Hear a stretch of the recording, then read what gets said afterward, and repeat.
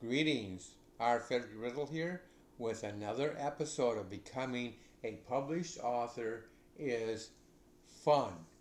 And we are in episode 25, 3, episode 3 of the 2025 season. And so that is not really a landmark or anything, right? But it's kind of exciting. We're getting into this year and really starting to move. And this is a very important topic, by the way, that I'm going to be covering today. We're going to be looking at AI, or artificial intelligence. And as just as a preliminary here, I just want you to see some of the things that are going on. We have generative AI beyond text and images. In the last year, 2 years, AI has really broken loose and become involved in so many different areas beyond, it's even extended beyond text and images. And you say, well, what does that mean? Well, for one thing, the workplace. They are finding ways of solving problems and the not just everyday problems, but maybe problems that have been um, unsolvable in the past. New ways of looking at things, new ways of doing things, and AI is playing an increasingly leading role in that.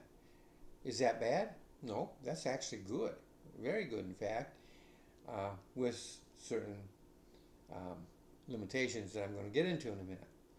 But it's a very good thing. Science and literature, science and healthcare. Uh, that is an amazing area that is getting into, that is transforming how they even look at science and how they take care of people. At my age, I may end up someday in a healthcare facility. You don't know. Well, I want the best care I can get, and so AI is providing new ways of looking at it, new ways of taking care of people. I just read something in the paper the other day about changes that are taking place in healthcare that were completely new and could have been a result of AI. I'm not, don't really remember, and I don't have that article in front of me right now. But it's just an amazing thing that is constantly changing. Well, we're going to be looking at literature. And it's been around for a little while in literature. I've been more really aware of it in the past couple of years. It started out as being very simple. When I became a publisher, and not only of my own books, but a publisher of other people's books, which I've already got clients. In fact, I've already got a new client this year already. But the thing is that we need to be on top of this. As a publisher, you need to be on top of it. But so must you as an author. And this is why I'm bringing this up. You as an author have a responsibility, and you should have personal pride in what you're putting out. Now, some people, they use AI to help them write. I do not. Why? Because I want to be able to look in the mirror and say, I wrote that. Now, if the book's a failure, then I said, no, AI did it. No, I want to be able to have my face, my name attached to that book because I'm proud of it. I put it out. I put the effort in and I did it. If you're using AI, you can't say that. You might say it, but you're not really being truthful. You provided AI with some information. AI took it from there.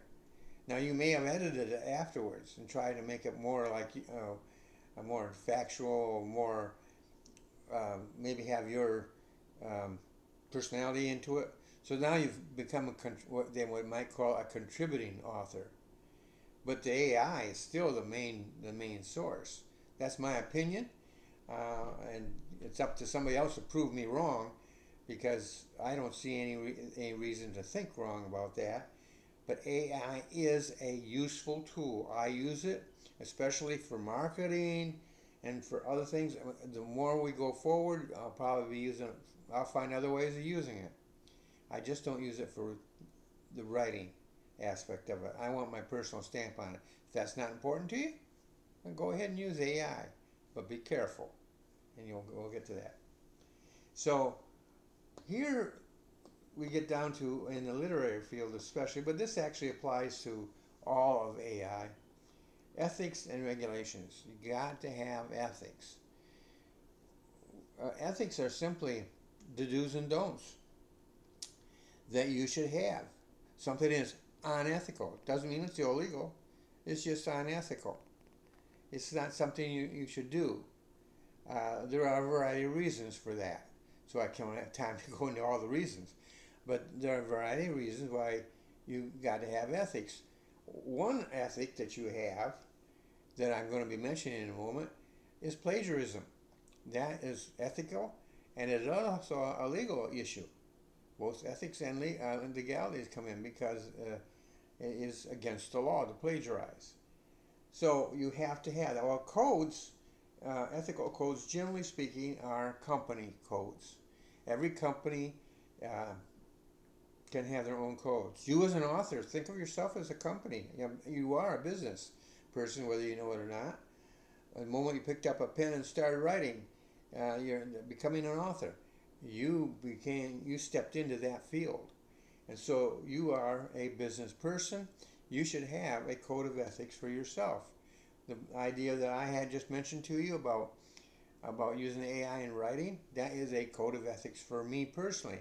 When I teach, I will share that with people, but the choice is up to you, the author, how you are going to apply things like this. There are a lot of things out there that might be my personal opinion, but when I teach, when I'm giving hints like this and helping you out, I'm giving you information that you can do with as you please. Whether you're here in the course, like a client, whatever it is that you are doing, you make the choices. But as a author, I have a code of ethics. As a publisher, I have a code of ethics, and that is constantly changing because the world is changing. Mine is based on the Bible, which does not change. So that is something that gives me a firm foundation, and also gives me a way of looking at all these different subjects from a Christian point of view, from a biblical point of view, and then I can draw my ethics from that. Regulatory framework, that's usually speaking of the government.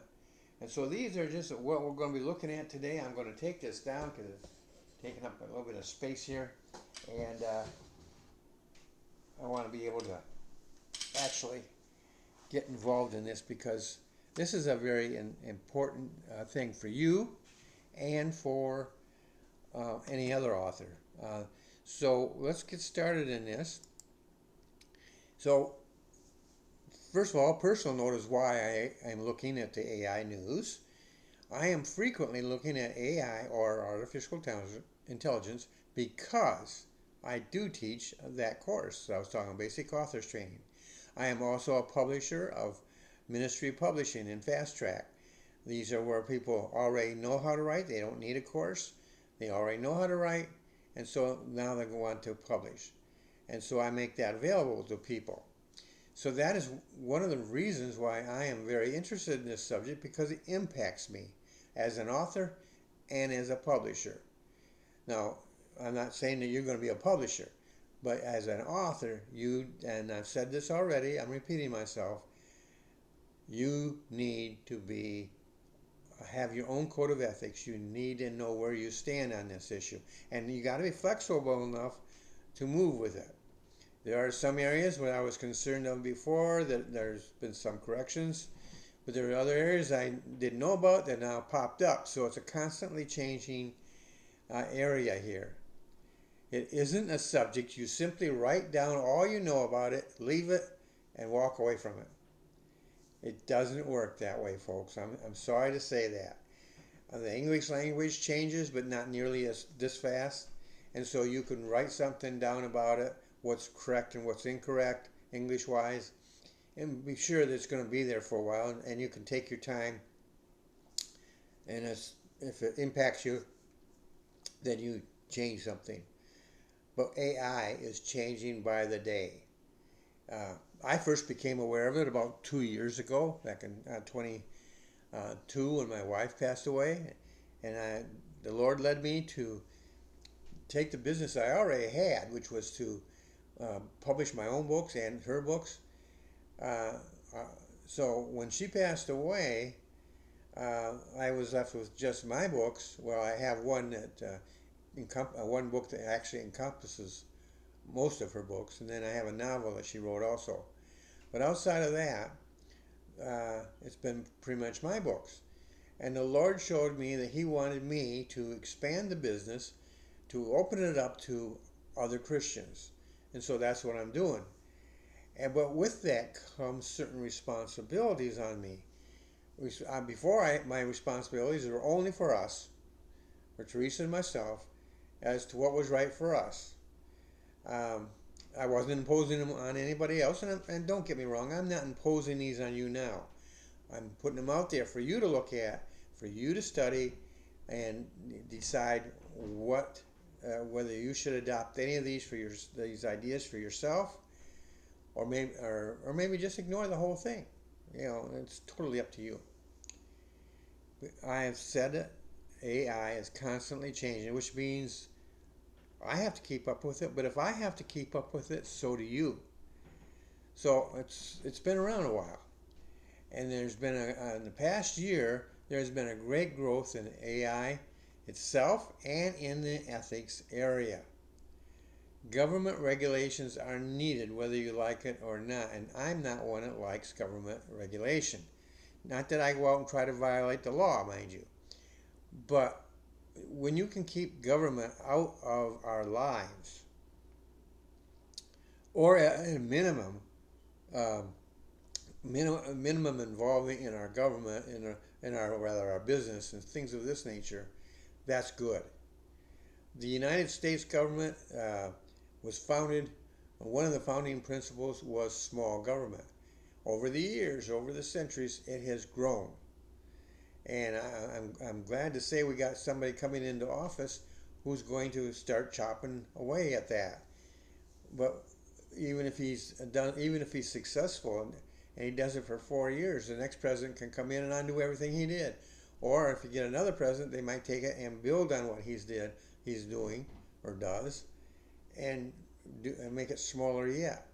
You want a small, flexible government that can oversee the whole thing, but they allows the American people to live their lives in a degree of freedom, that we can worship God as God has told us to worship Him, not have all these little laws and so forth out, and that the government wants us to focus on whatever happens to be important to the government. They want to uh, push their agenda upon the church. No, our Constitution, actually go back further, our Declaration of Independence is streaked with references to God. You don't see the word God in there, or you might, but you do see words, pseudonyms, other names that actually are in place of the word God, but they're obviously speaking of God. Constitution, you don't see God mentioned, but you find the principles of God incorporated. We were founded as a Christian nation. Now we open up to a whole world out there, and we allow people to come into our country who are not Christians, and they are free to exercise their religion. But we are a Christian people, a Christian nation, and hopefully that's the way we will stay, although we're not found in the book of Revelation and in the Bible, so don't know what's going to happen there, folks.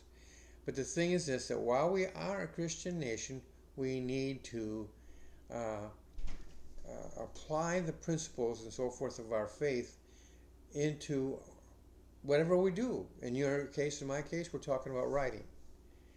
And so we need to look at things, and with you have something like AI coming in and transforming it like it is, um, you just got to be alert.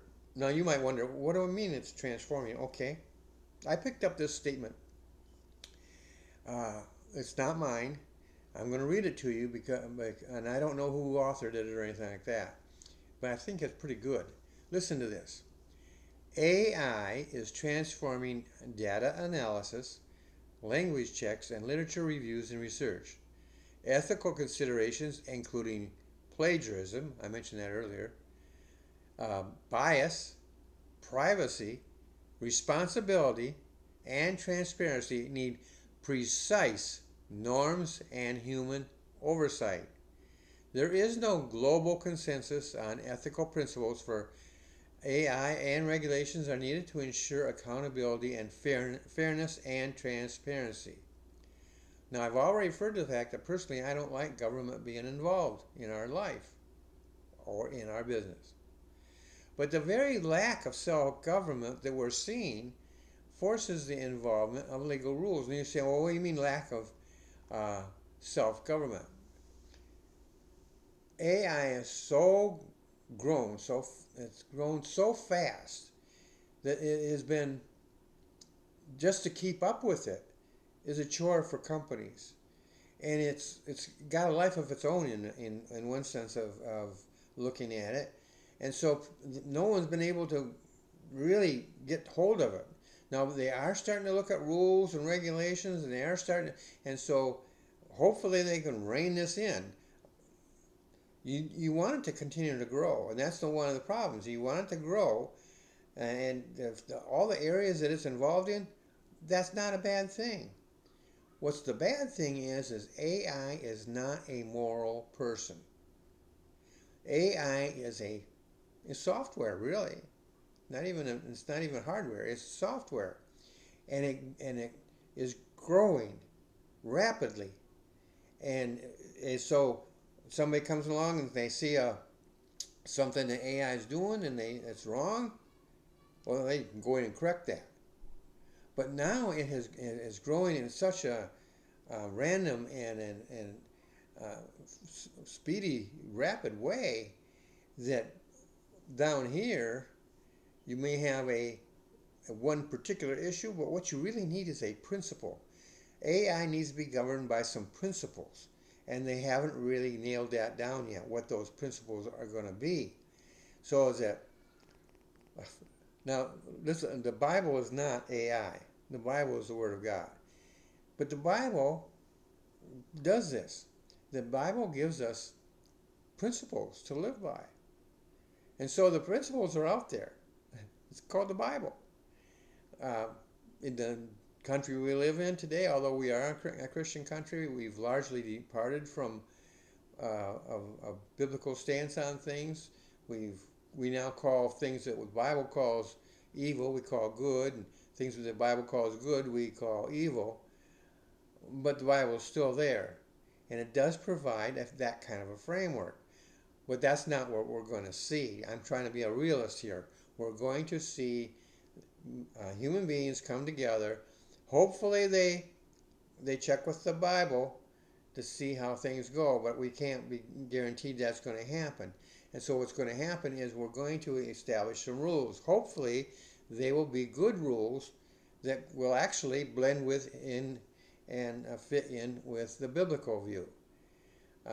But right now, they may be trying to self-govern. They may even claim to be self-governing. But the very speed of this this growth denies that.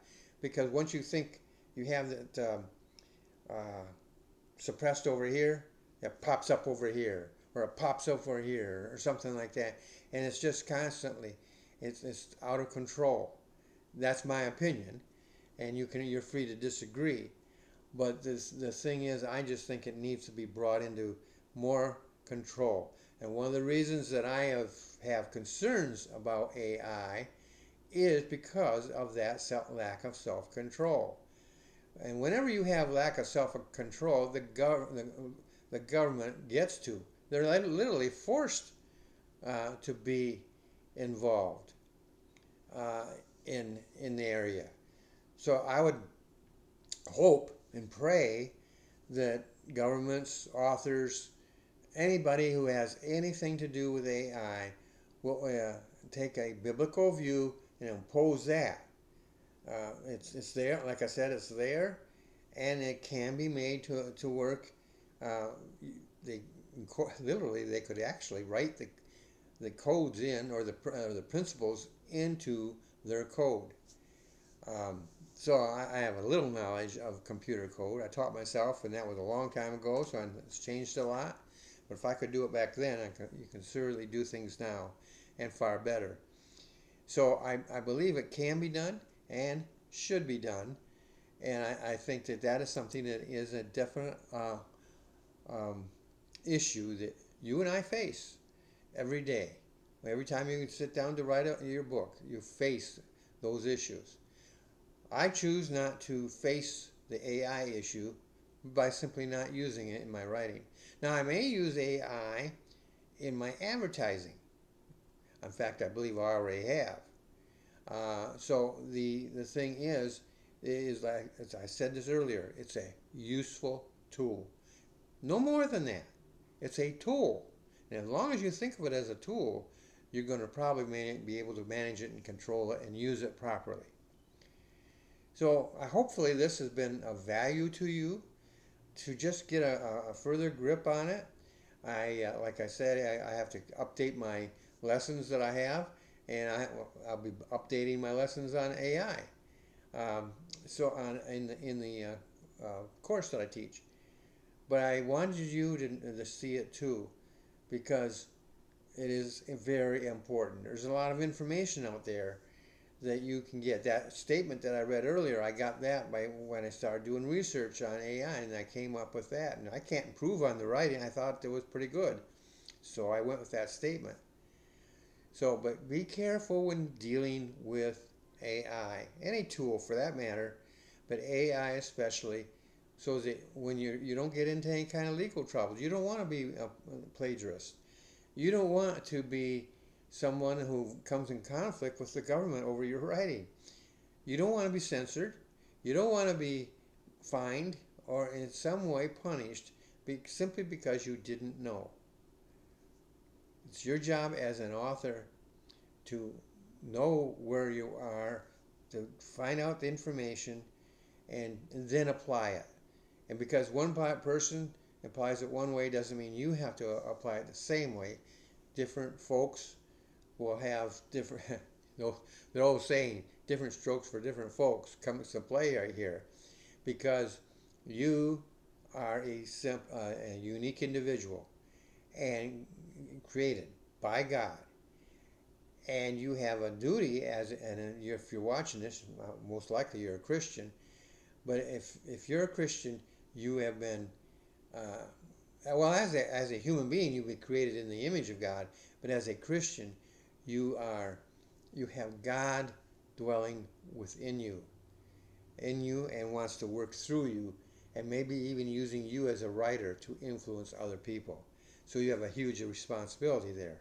And I'm trying to help you out in that area. Now, if you enjoy this podcast, becoming a published author is fun, then I encourage you to subscribe. Right down, well, actually, it's over here, right here. Uh, the, uh, the little area there that you click on it and you can subscribe to this channel.